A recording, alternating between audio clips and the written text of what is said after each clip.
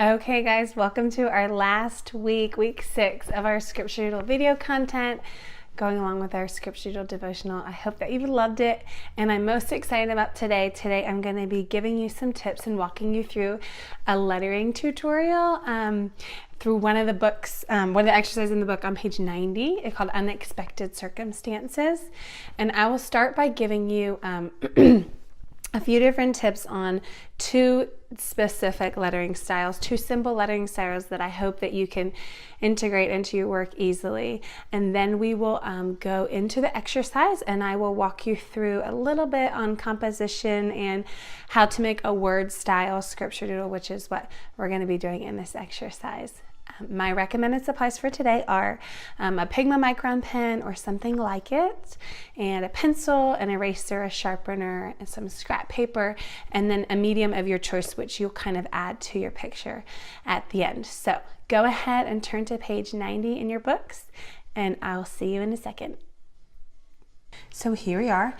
Like I said, we're going to be doing a little lettering exercise today, so I want to give you a quick abridged version with some tips on composition and just a few different ways to get started with lettering if you need a jump start. So here's a few other supplies I'm going to be using. A few of the same that you've seen. One that you haven't seen is this metallic writer. It has a double tip, kind of like the Zig writer. It's just a fun thing. It has 2 different sides of fine point, and you know what I love about these is they're gold. They come in other colors as well. So, but they're maybe a fun thing to use instead of just a black, or if you're not going to be trying a brush letter, a metallic marker kind of adds a little pizzazz. So here's one that you can find. I think I got it at Michael's, and then the thick tip is a little bit different, but go check those out. The next one I want to show you is this. It's by Hand Art, and it has 2 tips, a medium broad, which is kind of like a thick Sharpie, and so this would be good for like a block letter. And if you hold it a certain way, your letters will all sort of have the same texture. I'm not great with this pen yet. I haven't spent a whole lot of time with it. They also have this brush side as well. And this would kind of work like a paintbrush if you were doing watercolor. I'm personally more comfortable with a watercolor brush because I've just used it so much, but you know, the technique with this is sort of when you're pressing down harder on the brush and slightly to the side, you're going to get a thicker line. So I'm using really light pressure here on the upstroke, and then on the downstroke I'm pressing down hard, and you can kind of see that. So that's sort of characteristic of, you know, brush lettering, which is not my best strength, but what I've gathered from watching other videos and really practicing is that on the downstroke is where you're going to have that thick line, and then on the upstroke you're going to have the thin, and that just looks like you pulling off, you know, pressing hard here and then pulling off the pressure and just really kind of using the tip of that brush. Now I've seen people use Crayola markers and do beautiful lettering like this. So I think with a lot of practice you can use another kind of brush or another kind of marker like this that's the fraction of the price. I think this was like a $6 or $7 marker. So it's a good investment if you want to get into lettering. But I'll just kind of set those aside. I also will show you with an aqua brush. This is one of my newest favorites. You can get them on Amazon. It's like a watercolor brush that stores the ink inside. So the same technique. Let's say, let's do a different word. I'm going to use that downstroke as well. What I like about this is that you don't have to keep on dipping your brush in the water. So it holds the water inside that tube, and then it makes it a little bit easier when you're trying to kind of continue without having to pick up your brush that much. But it did take a little bit of getting used to, so everything takes practice. So I'm using that downstroke, pressing hard, and then, you know, just as you're working, keep telling yourself, okay, thin on the upstroke, thick on the downstroke, and that thick downstroke looks like kind of, I'm almost holding my brush to the side. You can kind of see that as I come down. And then you have to be a little bit careful with these aqua brushes because this is a rather thin tip, but I have a thicker tip one, and it kind of stores, it like lets the water out faster, so it's easy to get sloppy on that one by accident. So that is sort of a very short intro into if you want to get into the brush lettering style. And honestly, what I've learned is that it takes a lot of practice, and the people you see doing it flawlessly are probably spending a lot of their time doing it. So keep going, but don't be discouraged, and watch a lot of videos. Okay, now I'm going to kind of talk you through 2 different tips of how we're going to be doing lettering today. If you didn't get to do this exercise in the book yet, flip back to this and spend some time on it sometime this week. It's on page 12. It's our lettering tips. And I gave you 2 different alphabets here that are kind of my go-to simple alphabets. And when you're doing a word style scripture doodle, which is what we're going to be doing today, it's good to kind of have 2 different fonts to work from. And if that seems overwhelming, just think of like, okay, how do I normally write letters? You know, this would sort of be closer to my normal print. And then I'll kind of talk you through how I sort of change that up a little bit. And then my normal cursive is kind of messy as well, but that would sort of be my exaggerated cursive. Now, normally I don't write like this, but if I'm trying to make something pretty, I will. So, you know, spend time with that, look back at that before you get into your exercise. But I will work on composition in a second on page 90. But I want to show you how to make a simple block letter. So if you're not super comfortable with block letters, you know, the thing about a block letter is uniformity is important from letter to letter. So, you know, if you don't have ledger lines, which normally you wouldn't, just think about, you know, like even with me, this I is probably not coming down enough. Give yourself a baseline. That's a great tip. If you are, you know, composing a picture and you want your letters to sort of flow, do this line to give you a base, and then follow this baseline, sort of underline, and then when you're done, erase this line. And then you can kind of keep your words in the way that you want them to go without having to guess it without any background. But so to do a basic block letter, I would just suggest starting with your basic letter, how I would write it, you know, exaggerating, changing something like where this center line hits. So normally it would probably be more like here, but you know, I wanted to make it a little more fun. So I brought that down, and then you want to remember as you're working through your text for that specific statement or scripture, all these letters that have a line, bring it down, you know. So if you were doing a lowercase h, instead of bringing your lowercase h like up, like you normally would, you could leave it a little bit lower. So that would sort of just give it a continuity from letter to letter. So once you have your basic letter drawn in pencil, switch over to your marker and decide how thick you want your letters. These are going to be sort of thin, so I'm leaving like, I don't know, maybe 1/8 of an inch here on this side, and then I'm going to follow this line that I've already made, and let's give myself 1/8 of an inch or so on that side. I'm going to do the same thing here. And you know, this is so simple, but if you have trouble making them all the same, you know, without a guide, this is a great way to do it because it helps you kind of keep in line from letter to letter.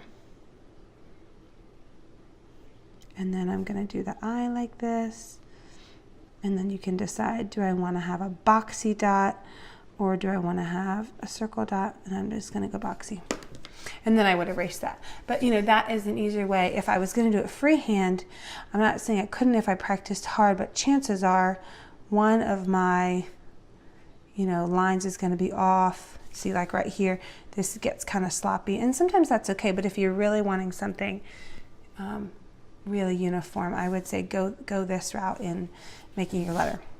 The other thing I'm going to show you really quickly is a simple kind of cursive. Let's just work on this hello that I made right here. So, starting cursive. Like I said, this is my pretty cursive. My normal cursive is pretty ugly. Not pretty. But just when you're trying to write these letters, think about things like, okay, what can I exaggerate? I can exaggerate this serif all the way out here. I can start this up here as opposed to down here right by the H. And those are all things to consider. I like a lot of times when I'm using the word hello or a word with two different L's, sometimes I like to make one bigger than the other. So that kind of gives you some variety in your letter. And when you're doing it, try to keep maybe all of your H's, like that, if that's how you're going. If you're going with something more uniform, it'll look like that as you go about it, but you can see this is different because they're more squashed together. The letters in and of themselves have less personality. They're more similar. And then they have this smaller space here. This is kind of more bubbly in the spaces that I'm making between my letters. So, ask yourself, how can I change this? How can I, bring this out maybe, and then even loop it around if you want something more fun and flowy. I always just sort of think, okay, how can I change this and make it better?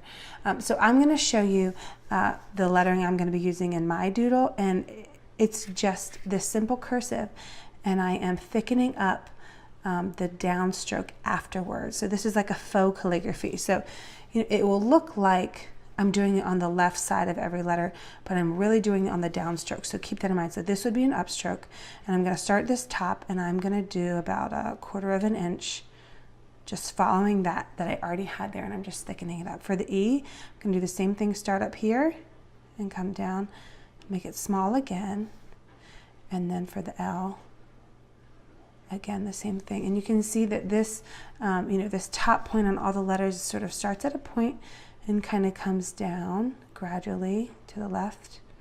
And then when it becomes an upstroke is when I tighten that space and go back to this simple single line. And then the O, the same thing.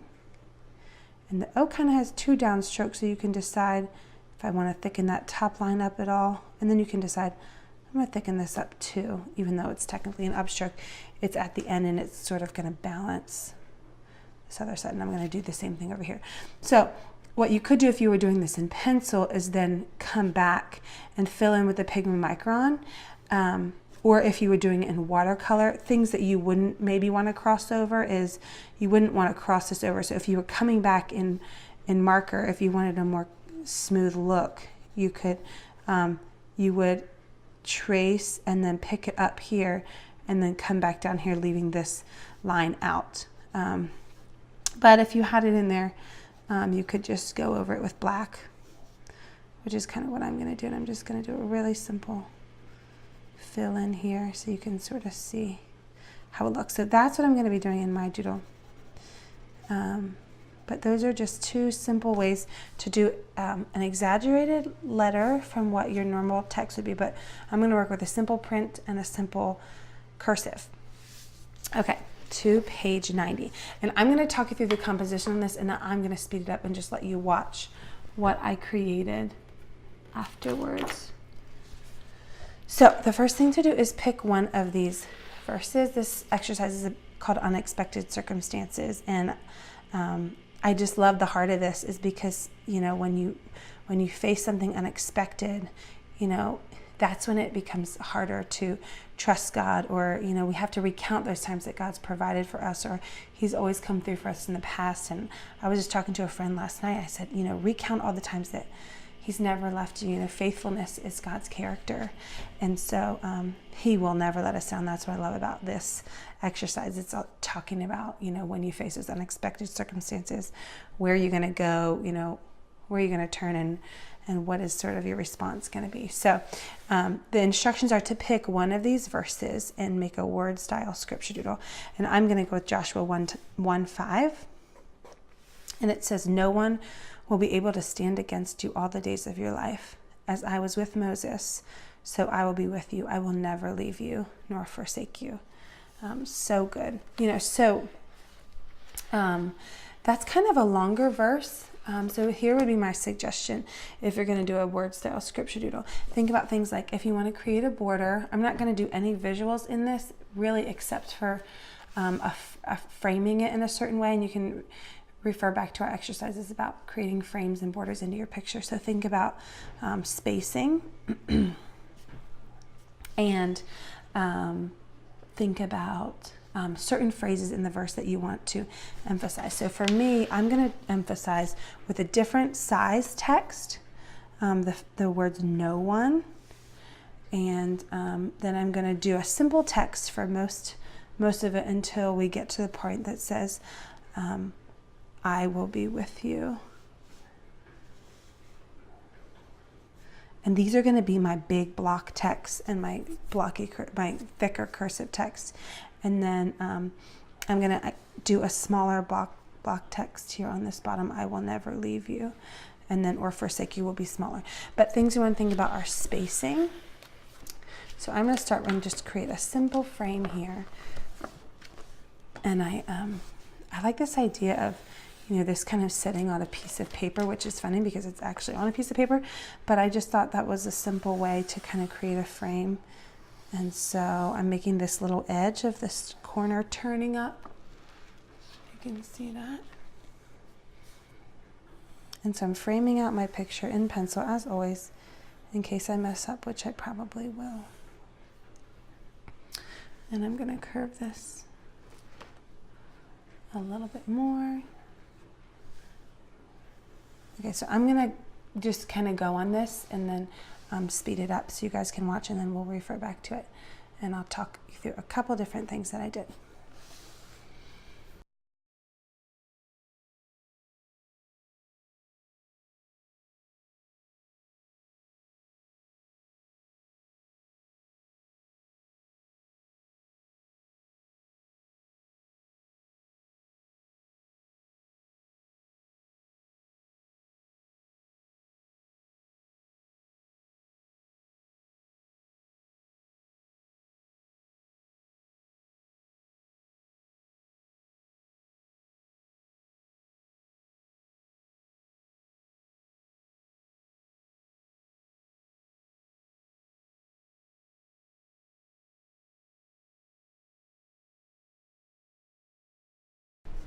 Okay, so here is my pen and ink version of this scripture doodle, and I'm going to come back and erase my pencil lines, but I just want to review the things to consider when you're doing the word style scripture doodle. Really break it up into different phrases and decide on the phrases that are important to you, that you want to stand out, the things that you really want to see. Like, no one is a strong statement. I decided I wanted that to be for sort of the first thing that people see. And then I decided to break up into cursive and print, and then cursive and print and cursive. You don't have to do that, but it's a nice, because it was kind of had this idea of like being a post-it note hanging on a wall as things to remember.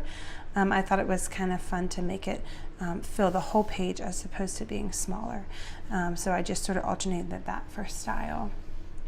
And then the thing that I wanted people to see most of all was this, truth that God will be with you, and he'll never leave you. And I love that as well. So I made that a little bit larger. And so, you could have done all, instead of doing the, essentially 4 different texts, I could have done just this thick, bulky script, and then just this simple print. That would be something that I would do often as well. So if 4 fonts is overwhelming you, just choose 2, and the one that you're most comfortable doing, make that the larger and more exaggerated, emphasized font.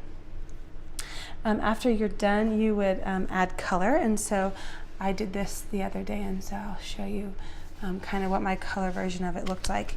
And it's just the same. I spent a little bit more time on it, but have fun with it. And I used watercolor for this. You could use marker or colored pencil, but things to add that are simple, that really make a word style scripture doodle stand out, as things like stripes, or like a simple pattern that you don't have to think a whole lot about, but that will give you some visual interesting things to look at and make it a little more fun than just black and white on paper. So check out our other videos. Thank you so much for tuning in all 6 weeks to the Scripture Doodle Devotional, and I hope that you love it, and I hope that it's been a blessing to your time with the Lord. And if you did love it, check out our second book, Scripture Doodle God's Promises, which is out as well. Have a great night, and we'll see you next time.